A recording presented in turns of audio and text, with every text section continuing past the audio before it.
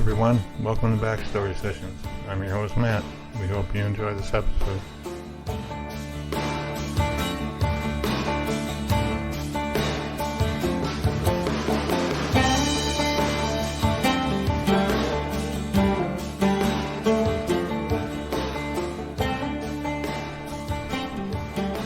Hey everybody, it's Kat, and I want to welcome you to this episode of Backstory Sessions.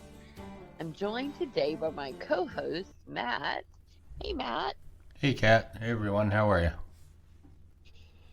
Exciting day with our guest, Sean O'Reilly. I just love saying that name. Um, what was that song? There's a song like that. What you do? Well, I don't anyway, know.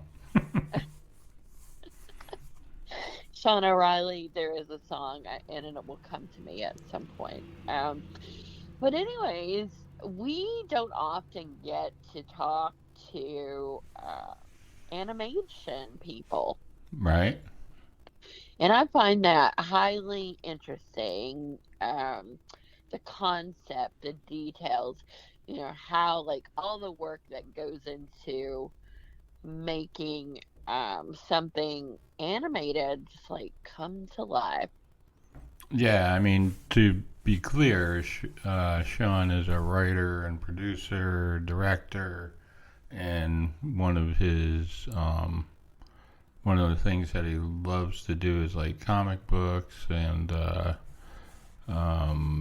animated movies and that sort of thing. So he's very deep into all of those things. He is like every facet, it seems like.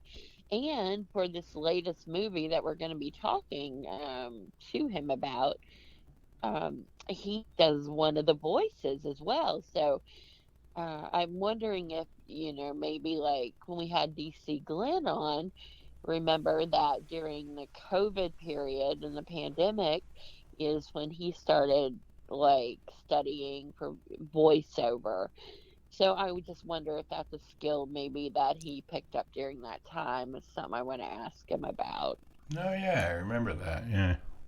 Yeah. So, it seems like that a lot of stuff, people just had to be creative during that time period because a lot of these films started right as the pandemic did, and then because nobody knew that it was going to end up being 2 years basically Right. of very difficult circumstances for the film industry. So I'll be curious to see if that played a part in this particular film. Yeah. So, what is your favorite animated movie? Well, I mean, to be honest, I will say that in general, I have not been a fan of animation. I Really? mean, definitely when I was younger, I watched cartoons, but, and I mean, then, the Disney, like, there used to be, was it Sunday night? Disney had that, Yep. a movie on or whatever. Yep. But, as an adult, like, I remember taking my son to to watch these like Power Rangers and like all these different Yeah. well, he would like Dragon Ball Z and things like that, and I would just fall asleep.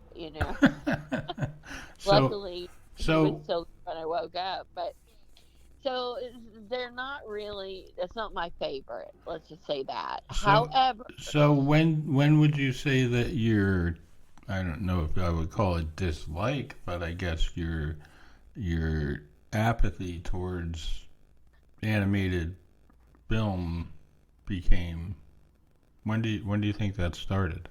I would say shortly after I stopped watching the Sunday Disney.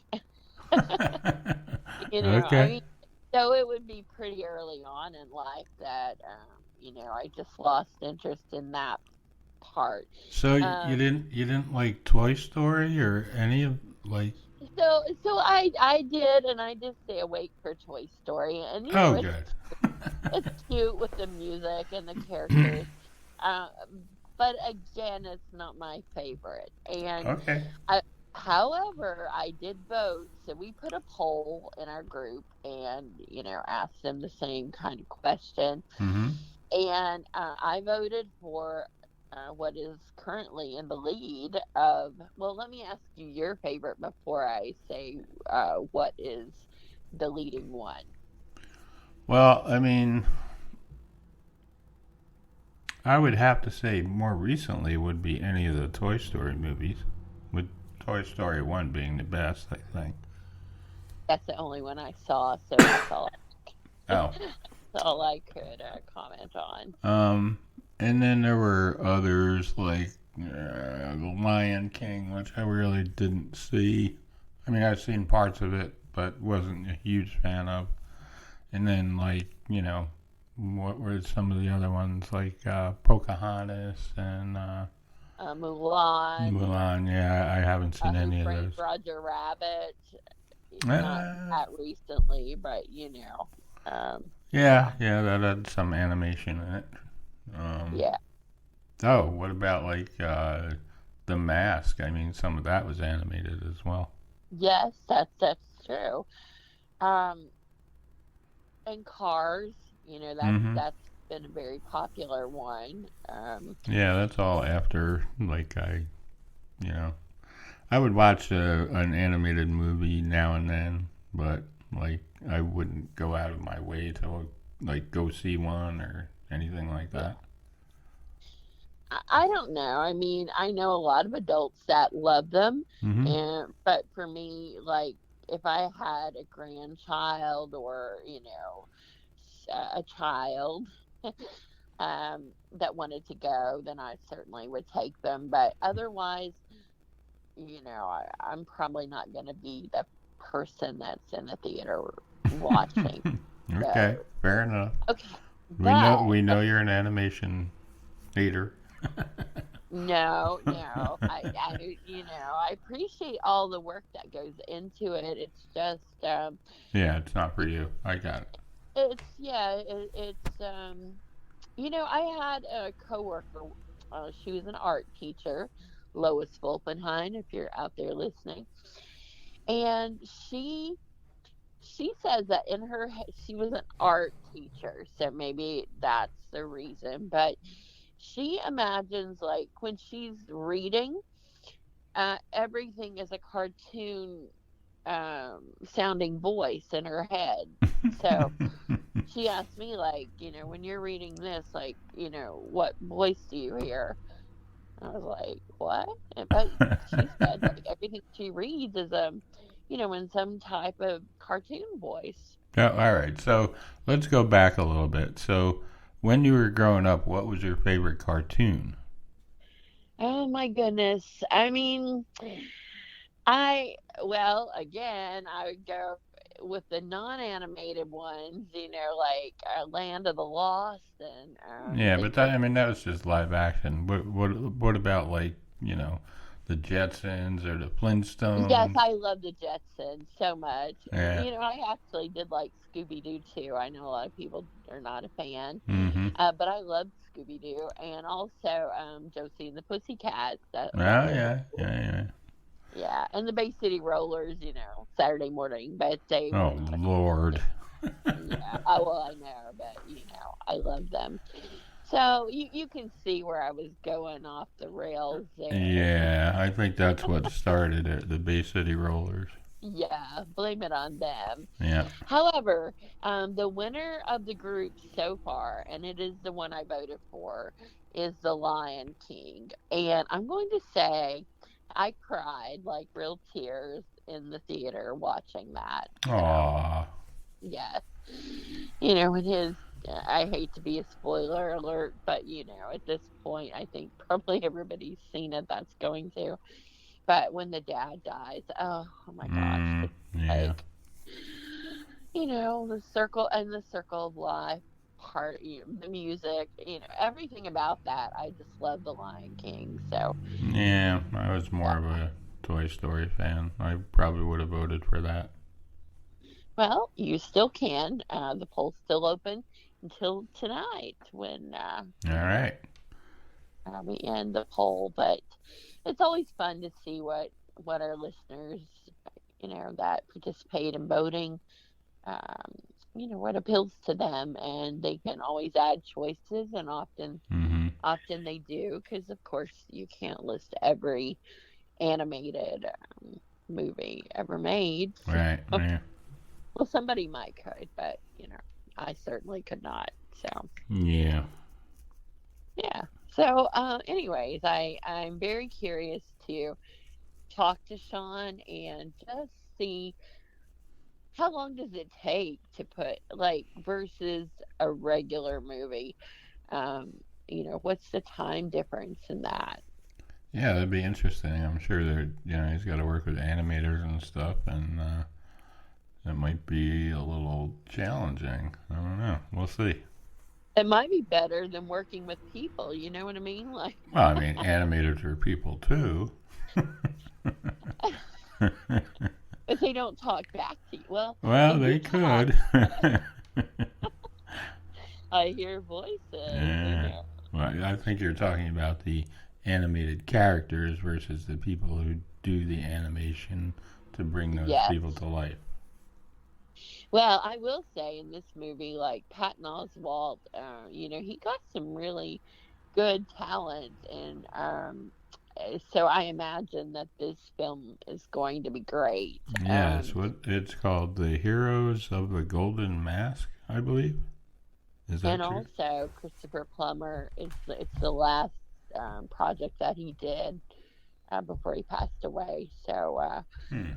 that in itself is quite a it is going to make this quite a memorable movie. So it's called Heroes of the Golden Masks, plural.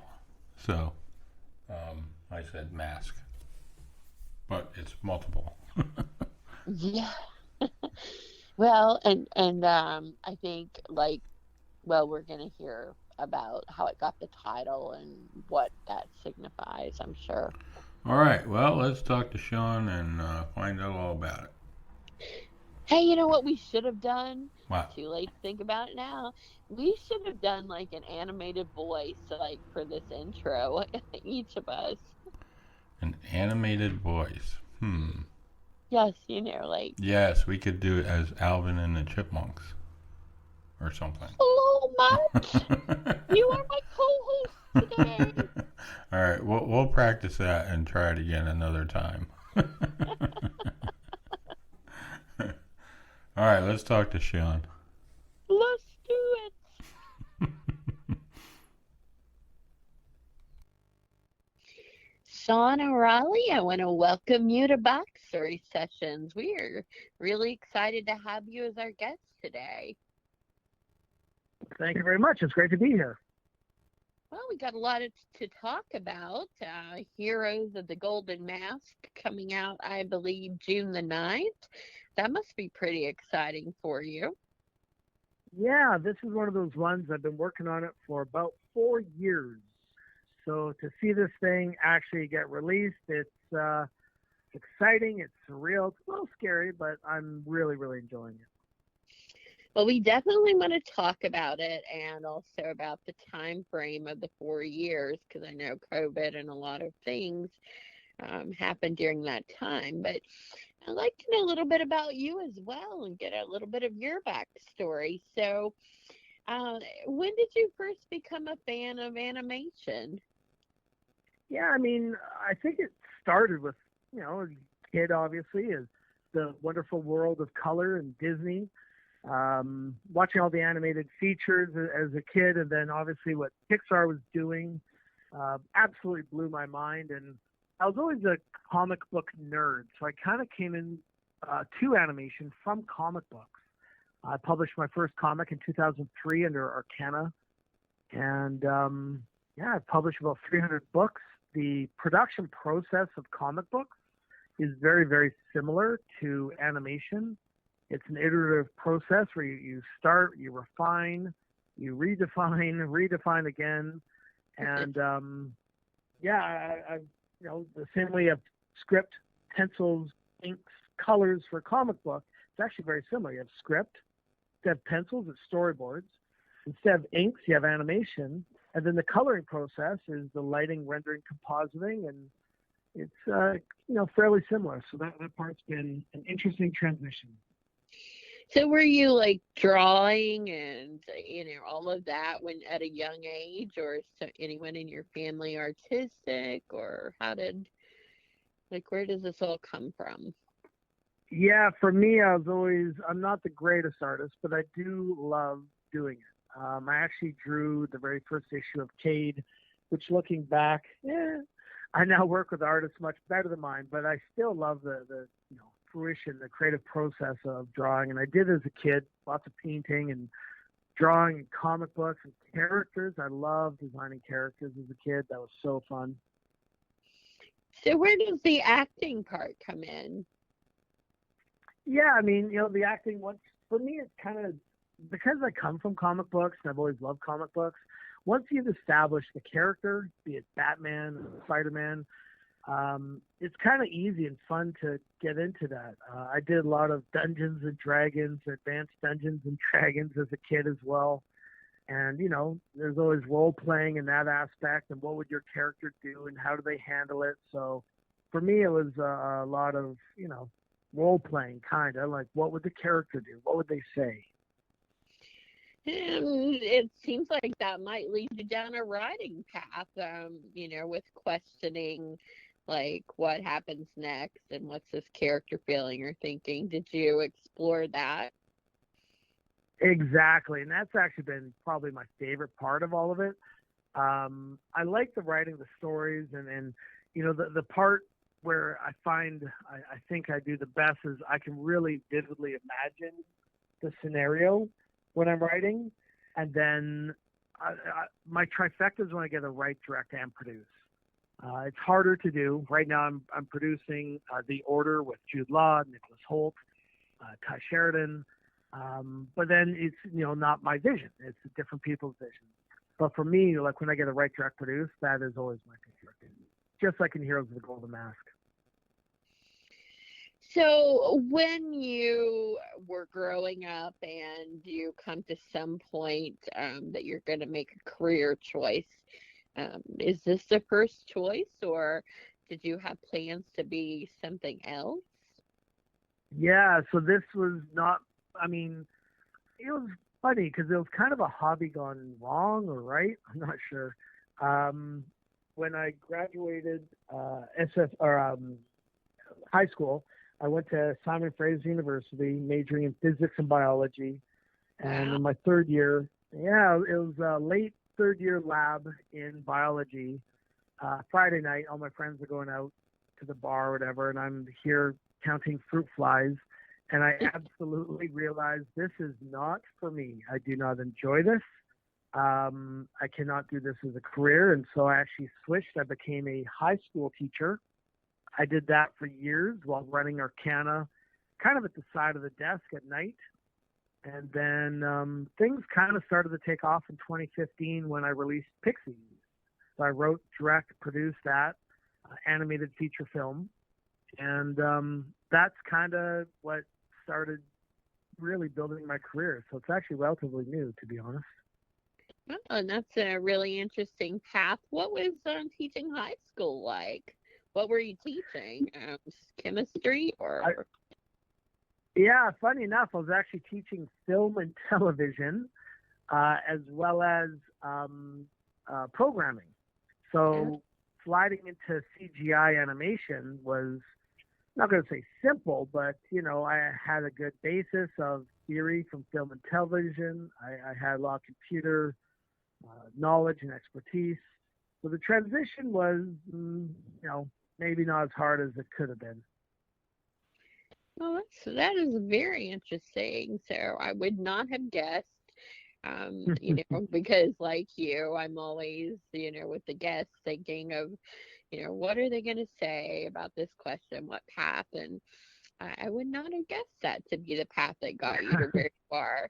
Very, very cool. Thank you. Did you like teaching? I did, actually, to be honest with you. I like it a couple reasons. Obviously dealing with the students. I've had so many students reach out somewhat recently in the last couple of years, and they're like, "Oh, Mr. Riley, you were one of the few teachers that actually made a difference in my life. You believed in me." And I love that's idealistic, and I don't know if I believed in any one student more or less than the others. But what I think I did is I took a very grounded approach.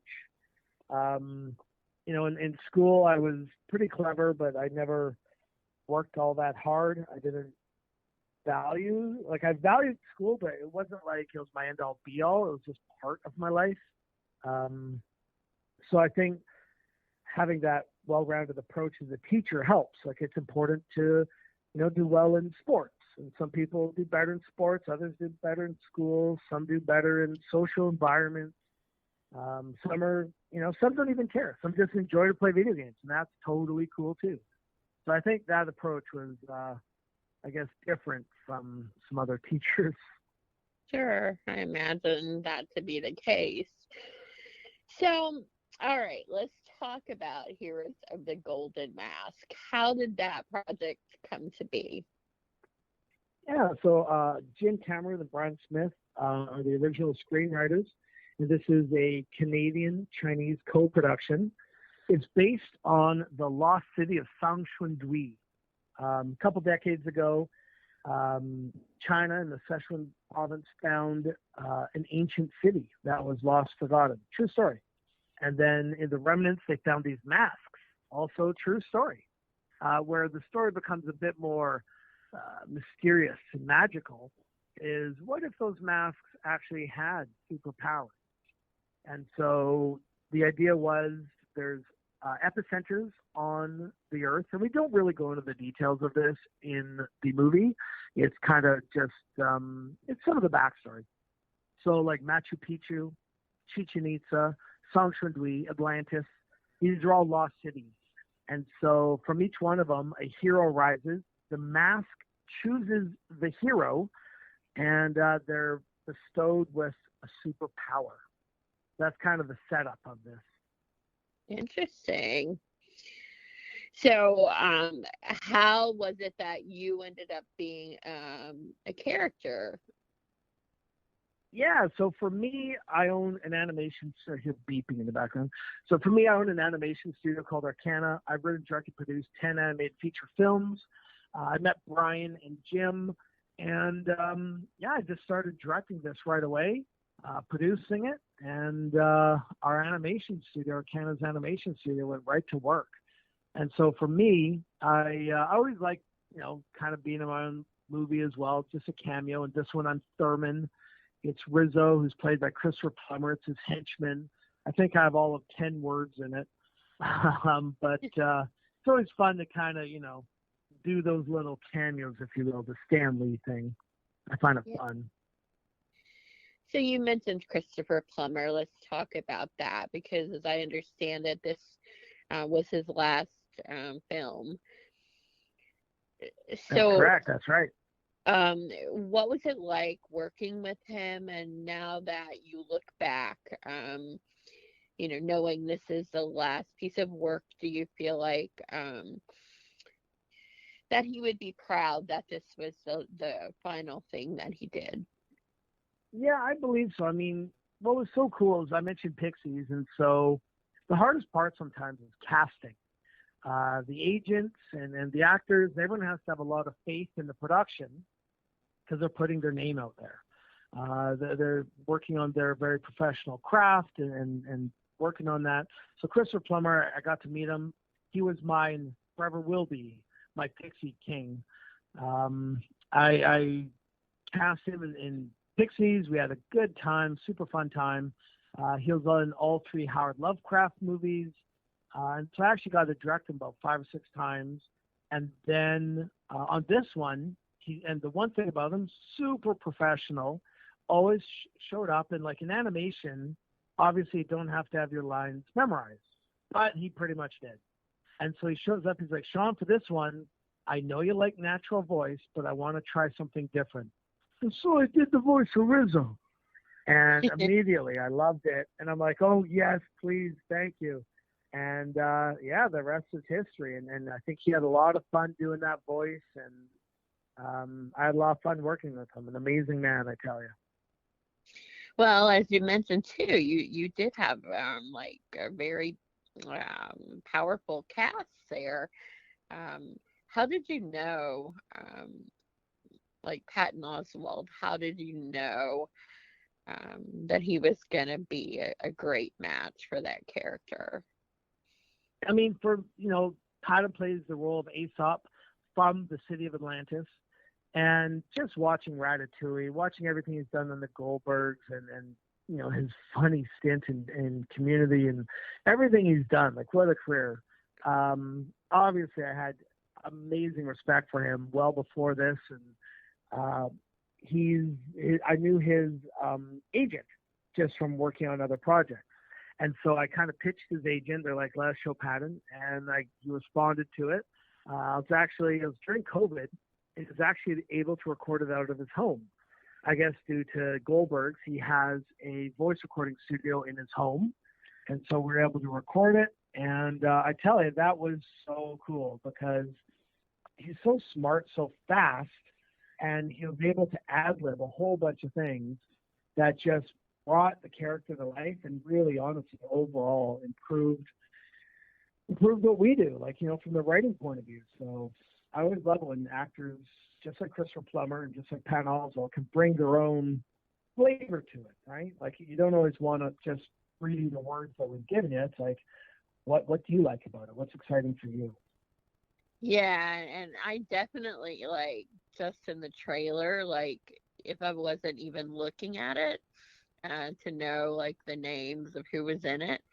He just has one of those voices that you can pick out. It's very distinct, and I thought it was a great match for that character, Thank at least you. in the trailer. So you mentioned COVID, working. So this is 4 years that this took. And I imagine one of the things you just said was a positive in that, you maybe could get more people willing to work because they were, quarantining at home, basically, like the world was doing. So, but what's the other side of trying to do a project during a pandemic? Yeah, I mean, the hard part, I think, for me was kind of the initial setup and shock, same with the rest of the world. So I believe everything kind of shut down March 13th, 2020. Most of our assets were built, we're animating, and then everyone's, working from home. For our asset team and for our lighting, rendering, compositing team, it was kind of work as normal because they were able to use remote desktop and just log in and actually, like a ghost, virtually work as if they were at the studio. For the animators, there's a little bit of lag, not much, and you didn't notice it in assets, but when you're animating, it made the lip sync off. And we were lucky to find out very quickly that the lip sync was off, thanks to our animation directors, Sean Coughlin and Skylar Zur. And so what we did as a solution is we came into the studio, unplugged the computers, and dropped them off at the animators' houses. And so that quickly got the lip sync back up and then syncing. And Wow. yeah, it was weird because we're so used to working in a studio as a collaborative team. And this time now we were siloed and everyone was scared and reading the news and watching the numbers. But at least there's some solace in, our creative work was able to continue and we had people we could relate to and talk with. And yeah, looking back, this project will always remind me part of it is, the trials that we overcame on during COVID. How were you thinking, this is never going to end and this project is never going to be able to, be seen, or were you always hopeful? Yeah, I think, because this is my, I think 10th project, I believe, I knew it would see the light of day. I knew we would finish. It was just not the normal process of how we delivered a film or how I produced or directed. It was just very different, to be honest with you. And looking back, I think it's great. I'm happy everything worked out the way it did. But I never lost faith, and I knew we had a great team. And It was just a little harder to kind of manage than normal. Sure. Matt, what are you thinking of all this? It's an interesting story. I was curious whether you were a comic book collector when you were a kid. Still am. Yeah. I mean, it's one of those things like, you know, comic. So I one of my favorite comics I have in my collection is Giant Size X-Men #1. Mm-hmm. The first time we kind of see the team together, or X-Men '94.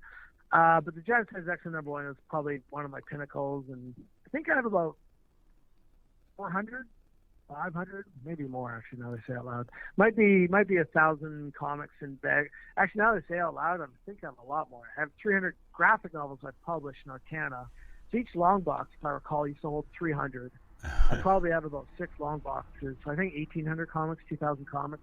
Wow. I have every X-Men from like 100 to about 320, about 220 X-Men.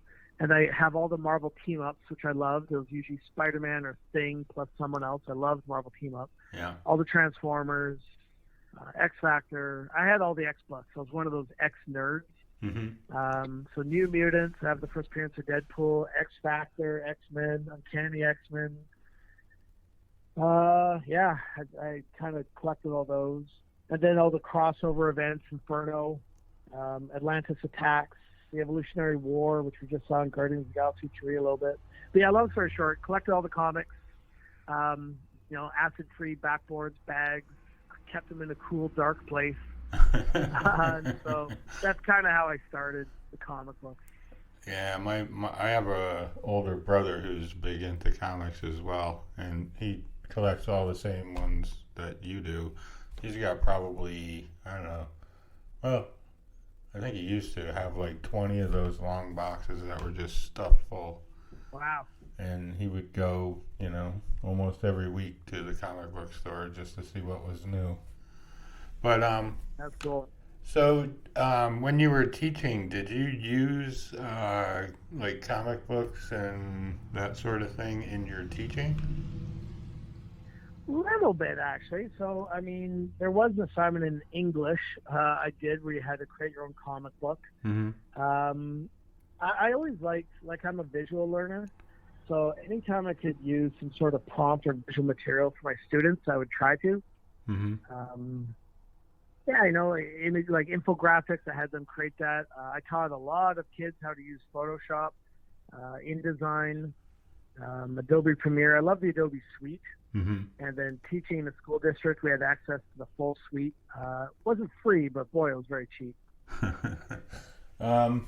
What's the longest part of doing an animated movie? I mean, is it the animation itself, or is it like some other aspect of it? Oh, let me tell you all of it. No, I'm kidding. Assets take a while. So Zoo is one of our characters. Mm-hmm. And so his superpower is able to turn into any of the 12 animals of the Chinese zodiac. And so you had to model 13 characters, the 12 animals, as well as the human form. So him alone took months and months and months just to build. It was a very cool idea creatively. And once we got to production, it's like, oh boy, that's a big commitment, which we did, and I'm very thankful we did, and they look amazing. But assets I find are not usually the hardest. Animation, once you get your team up and going, you can kind of skip a rope. For me, it's the lighting. Lighting is not even that bad. It's the rendering that's usually the hard part. We call it LRC, lighting, rendering, compositing. Right. Because in rendering, that's where you find out all the errors. Yeah. If anything didn't work in modeling, sometimes animation, sometimes assets, like whatever it is, a lot of the errors start to come out in rendering. And the render times, you can get anywhere from 10 minutes up to I've seen 10 hours for a single frame. And then in an animated movie, there's approximately 120,000 frames. So you can imagine anywhere from, let's call it, even just 1 to 4 hours for a frame. That's relatively normal-ish. Yeah. Then you have multiple passes. You can increase your render times exponentially if you do it wrong, or inversely, you can decrease it exponentially if you do it right and you optimize it. So for me, it's the bottleneck's usually probably rendering, because that's where you see everything start to come together. What's the most frustrating part for you? Also rendering, I would say, just because it takes the longest. Yeah, just waiting for that final product to come out to see, oh crap, that's not right. Exactly. Yeah. All right, Kat, what else you got? So, um, I'm curious, like, when you finally get everything together and you see the finished product for the first time, how did that feel? It is so good, I have to tell you. Now, it's actually a double-edged sword. So first of all, it feels so good. Second of all, you've probably seen the movie 1,000 times. So, as I'm watching it, it's really hard to kind of just view the story, because I'll watch a scene or a shot and I'm reminded of that time during production where something happened. And Right. so you're continually going in and it's like, oh my God, that's that shot. We redid this shot 4 or 5 times. This is the best version of it, but man, that was hard. And this is what you're thinking of while you're watching a movie, and it already jumps on to the next scene. So I find it kind of weird. I do like it, but it's hard to kind of, I don't know, maybe I should have a drink or two and just turn off the brain and enjoy it, because there's so much thought you just think of. It's like looking at a photo, you know what I'm saying? Like, you can admire the photo, but you remember that birthday party you're at and how your little brother threw up in the corner or whatever it was. It's not in the photo, but you remember the event more than the actual image, you know what I'm saying? Right. Well, another thing I was curious about. So, um, with directing, and you have animated characters, but do they start to feel human, or you have, like, do they come to life in some way, like if you were directing humans? For sure. I mean, and for me, that's the character part of it. So actually, I'm writing, directing, producing another one called Ultra Duck. And so it's funny enough where it's an anthropomorphic world, and it's exactly what it sounds. It's a superpowered duck, and so we're playing with how much animal is in there versus how much human, and we're really downplaying, like kind of like Mickey Mouse. Sure, he's a mouse, but we've never seen him, to my knowledge, eat cheese. He seems to like hot dogs more than cheese. And Goofy, we think he's a dog. Is Goofy a dog? But at the same time, Pluto's clearly a dog, and Goofy's also a dog. So is Goofy up the evolutionary chain a little bit higher than Pluto, or how does that work? So we're kind of playing with those things in Ultra Duck right now. But yeah, you do think of those things. And the nice part with animation, you have the time to think. I've also directed live action, a movie called Corrective Measures. And I find as live action director, you're responding. It's kind of like being a quarterback and you go in there with a play and you know the play you want to do. But next thing you have a defensive lineman in your face and you're kind of like improvising a lot more than what when you started. And to me, that's kind of live action. So animation, you kind of get to go back to your playbook because it's just slower. And do you have a preference, or you just like both of them for different reasons? I do like both. I mean, animation, like 4 years.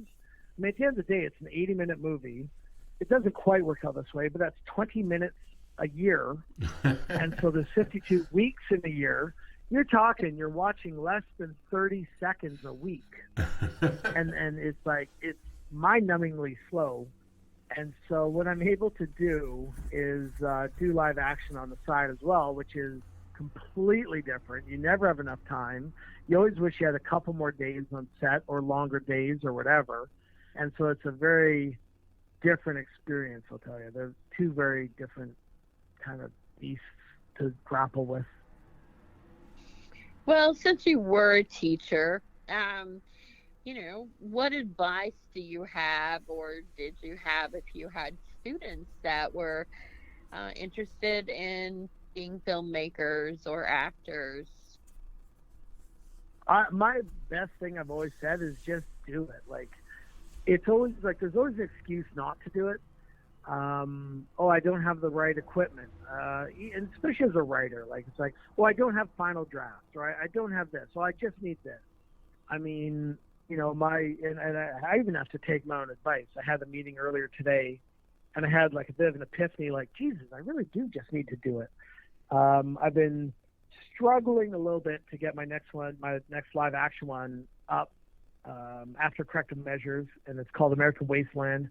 And I've been having casting issues and this and that. I've been very patient. But I think today, mentally, I just pulled the trigger, and I'm just going to, you got to make it happen. Like, it's rare when things will ever happen for you. I really do believe you have to produce, you have to make it, you have to actually do the work. And once you do it, things start to fall into place. So advice I have, long story short, push, and just make it happen. Just do what you want to do. Because you'll love doing it, and that's how you'll see the light at the end of the tunnel. So if you don't have final draft, you just do what? Just start writing in a notebook or on a napkin? Well, there's a beautiful program online called Celtx, CELTX.com. It's free. It's very, very similar to Final Draft. And yeah, I mean, it's everything you need there. And once you have Final Draft, and then as a director, you can start planning out your shots. And now there's like, oh boy, now there's Chat GPT that's writing for people. Right. You can create an EDL in Chat GPT, which I couldn't even believe. I actually tried it the other day. It's an edit decision list, or basically a shot list. And so you can take a screenplay in, say, make an EDL of this screenplay. And it's like, holy crow, it's getting kind of freaky. I'm glad you brought that up, because I was gonna ask, like, what's your thoughts on, there's so much AI, and now, like, you can have, that to write things for you, and people are, I guess, having assignments and things like that turned in that they didn't write because this, writes it for you. So what are your thoughts about that? Is it going to write you out of a job, or what? I don't think so. I mean, this is a big reason I think the Writers Guild of America are currently on strike. Right. Studios might want to use AI. WGA has said they want their users, they're allowed to use AI as long as they're paid and credited accordingly. And then from a teaching point of view, I mean, I think pedagogically speaking, you have to ask different questions. Maybe like there's the Pareto principle, where whatever number, 95% of the 5% of the realtors make 95% of the money. So that is the principle, but maybe the question needs to be asked, in your personal life, how have you ever used the Pareto principle? As an example, like if you're a teacher, right? Like you're going to have to start implementing these things into the person's life. And from a writing point of view, it's going to be more intimate. How are you writing differently, and what's your voice? And yeah, it'll be an interesting time. And I don't know if anyone has the answer for AI, but the next 3 to 5 years feels like 3 to 5 months. But these things are being answered and settled accordingly. So interesting times. Yeah. Matt, did you have something else? Yeah, I was just wondering if you've ever thought of doing Saturday morning cartoons. Would you ever consider doing something like that? Yeah, for sure. The closest we have right now is My Brother the Monster. Uh-huh. So we're just wrapping up production. It is 26 episodes, 11 minutes each, of 2D animation. And so I actually wrote all 26 episodes. I directed 13 of them, and Arcana co-produced them with Gasolina from Mexico. Oh, cool. Yeah. I'm pretty proud of that. All right, so come June the 9th, where can we watch Heroes of the Golden Mask? Yeah, so it's a limited theatrical release, and it's available right now on sale on iTunes. Awesome. Well, I would highly suggest everyone to get onto iTunes and purchase that. So you told us a little bit about some of your upcoming things. What else you got going on? Anything? The big one, I think I've almost mentioned them all. I have Go Fish Plus animated series based on our Go Fish movie. There's American Wasteland, which is in almost pre-production. Ultra Duck, which we are halfway through animation. And then My Brother the Monster. Those are the 4 we have in production, as well as The Order with AGC and Amazon. So things are busy, and I am very happy. So very blessed. Happy to be here. Thank you. Any project that you have like that's floating around in your brain that you just haven't been able to do yet, but you're thinking like, oh man, I got to get that done soon? Anything like that? Cade. Yeah, for sure, it's Cade. That was the very first comic I published way back in the day, and every time I ever go back, that will be one of my swan songs, I believe. That will be like, I have to get it done. When, I don't know, but that is something. All right. Yeah, well, I hope you'll come back and talk with us when you do get to that. 100%. Yeah. All right. Well, I think we'll let you go, and we thank you for coming by. We really appreciate it. And we look forward to checking out some of your work.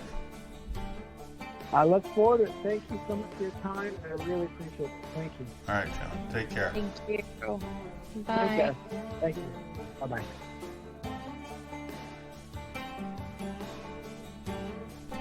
As always, if you have any questions, concerns, or comments, you can send those to Kat at iWritePlays@outlook.com, or you can write to me at backstorysessions@gmail.com or Matt at level11ventures.com. Thanks for listening, and we'll talk to you